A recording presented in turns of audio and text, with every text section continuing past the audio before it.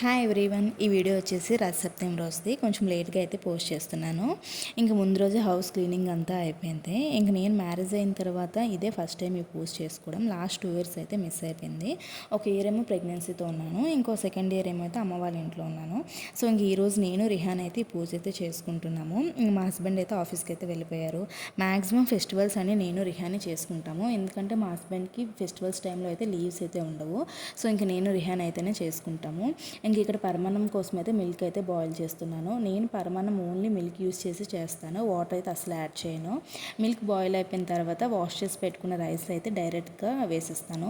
Cook అవ్వడానికి అయితే కొంచెం టైం అయితే పడుతుంది, బట్ టేస్ట్ అయితే చాలా అంటే చాలా బాగుంటుంది. ట్రస్ట్ మీ, ఒకసారి ఇలా ట్రై చేసి చూడండి, చాలా టేస్టీగా ఉంటుంది. ఇంక ఈ రెసిపీ అయితే అమ్మ దగ్గర అయితే నేర్చుకున్నాను. ఇంక అప్పటి నుంచి ఇలాగే చేస్తూ ఉంటాను. వీక్లీ వన్స్ అయినా చేస్తాను రిహాన్ కోసం. రిహాన్ కూడా చాలా ఇష్టంగా అయితే తింటాడు. యాక్చువల్లీ నాకు పరమాన్నం చేసినప్పుడు బయట కొన్న బెల్లం యూస్ చేయడం అయితే అస్సలు ఇష్టం ఉండదు. ఆ బయట కొన్న బెల్లం అయితే కొంచెం సాల్టీగా ఉంటుంది కదా, సో నాకు అస్సలు నచ్చదు. ఇంకా ఊర్లోంచి అమ్మ కొనేసి పంపిస్తూ ఉంటారు, అత్తయ్య వాళ్ళు కూడా ఒక్కొక్కసారి పంపిస్తూ ఉంటారు. ఇంకా ఊర్లో బెల్లం అయితే న్యాచురల్ బెల్లం కదా, ఆ టేస్ట్ ఆ కలర్ కానీ చాలా బాగుంటుంది. సో ఇంకా ఆ అమ్మ వాళ్ళు పంపించింది అయితే యూస్ చేస్తూ ఉంటాను. లాస్ట్ టైం 3 కేజీస్ అయితే పంపించారు, బట్ ఫ్రీక్వెంట్గా చేయడం వల్ల అదైతే అయిపోయింది.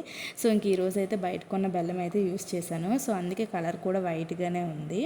ఇంకా డ్రై ఫ్రూట్స్ అయితే కట్ చేసి వేయడానికి అసలు టైం అయితే లేదు. ఇంకా పూజ అంతా రెడీ చేసుకుని రిహాన్కి హెడ్ బాత్ చేసాక టైం అంతా అయిపోయింది.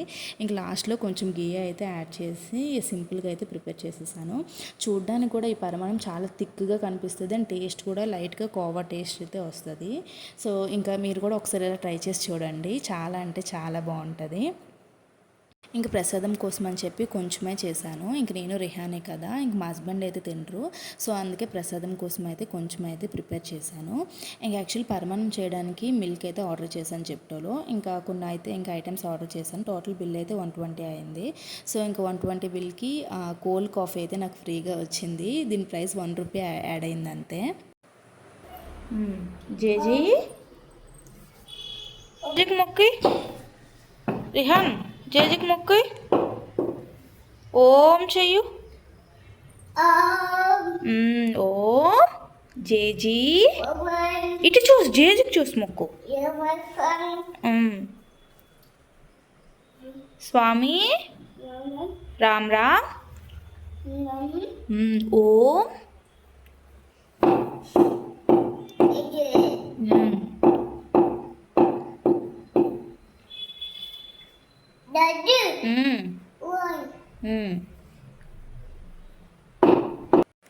చూసారు కదా రిహాన్ ఎలా పూజ చేస్తున్నాడు. మా ఇంట్లో రిహాన్ అయితే చిన్న పూజారి అంటారు. చిన్నప్పటి నుంచి దేవుడి దగ్గర పెట్టే దీపాలను చూస్తే చాలా ఎగ్జైట్గా ఫీల్ అయ్యేవాడు. అమ్మతో పాటు పూజలో కూర్చునేవాడు. రిహాన్కి గంట కొట్టడం అన్న, అగరబత్తి తిప్పడం, హారతి ఇవ్వడం, ఇవన్నీ చేయడం అంటే చాలా ఇష్టం చిన్నప్పటి నుంచి కూడా. దేవుడి భక్తి ఎక్కువని చెప్పాలి రిహాన్కి అయితే. ఇంక నేనైతే పూజ చేసుకున్నాను. ఇంక అష్టోత్తరాలను చదువుకునే టైంలో అయితే రిహాన్కి అయితే కోకోనట్ ఇచ్చి అయితే డైవర్ట్ చేశాను. యాక్చువల్లీ మాకు పూజ గది అయితే సెపరేట్గా అయితే ఉంది, బట్ వాస్తు ప్రకారం అయితే అది యూజ్ చేయకూడదని చెప్పారు మా మావయ్య గారు. సో ఇంకా మెయిన్ ఎంట్రన్స్ డోర్ పక్కన విండో దగ్గర అయితే ఇలా అరేంజ్ అయితే చేసుకున్నాము పూజ గది. సో ఇంకా ముందు రోజు క్లీన్ చేసినప్పుడే ఆ పూజ స్టాండ్ అయితే పైకి అయితే కట్టేశాను, లేదంటే రిహాన్కి అయితే అందిపోతుంది. సో ఇంకేం చేస్తున్నాడంటే హారతి పిల్లలు, ఊదొత్తి పుల్లలు అన్నీ తీసేస్తున్నాడు అనమాట. ఒత్తులు, ఆయిల్ అన్నీ తీసేసి స్పాయిల్ చేసేస్తున్నాడు. సో ఇంకా అందుకనే పైకి అయితే కట్టేశాను. యాక్చువల్గా స్టాండ్ చిన్నదవ్వడం వల్ల డెకరేషన్ అయితే అంతగా చేయలేదు, సింపుల్గా అయితే చేసేసాను. బిఫోర్ దగ్గర అయితే పూజ గది వాస్తు ప్రకారం ఉంది, సో అక్కడైతే బాగా డెకరేషన్ చేసుకునే వాళ్ళము. సో ఇంక ఇక్కడైతే సింపుల్గా అయితే పూజ అయితే చేసేసుకున్నాను. ఇంకా రిహాన్ కూడా బాగా అయితే కోఆపరేట్ చేశాడు ఈరోజు అయితే. అంతే, ఇంక వీడియో నెక్స్ట్ వీడియోలో కలుద్దాము. Please subscribe to my channel. Bye bye.